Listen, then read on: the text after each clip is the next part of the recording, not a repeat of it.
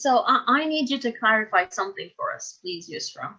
There is a statement that says your data won't speak unless you ask it the right data analytics questions. For someone like me, I think, well, it's data, it's technology. It should be able to speak for itself. It's clever stuff. I mean, I hear that. Again, that's a misconception. I think I hear that a lot, where people will say it in different ways. So they'll say, well, why don't we have a problem, or we have all this data, why don't we just get a bunch of smart people at it and see what they find?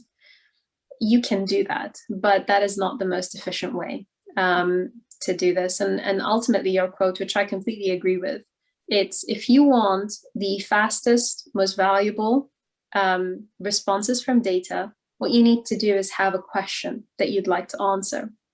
So I'll give you an example is, if you have a whole host of data around waste management and wastewater management in particular, you can get a bunch of data scientists to sit there and look at it, and that's great.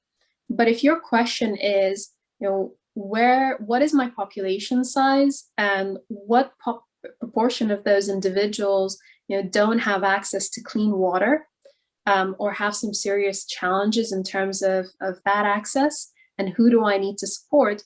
Well, actually, you'll suddenly start to realize that having a whole host of data around wastewater management is not going to give you the answer to that.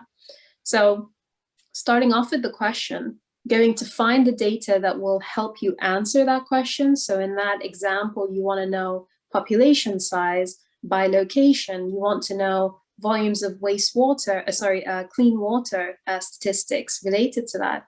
You want to combine all of that information, investment in clean water provision. You need all of that information. And that's when you can pass that on to some clever people, ask them the question, and they'll find the answer for you. So it's a slight nuance in perspective, but it's one that's going to align with what your objectives are.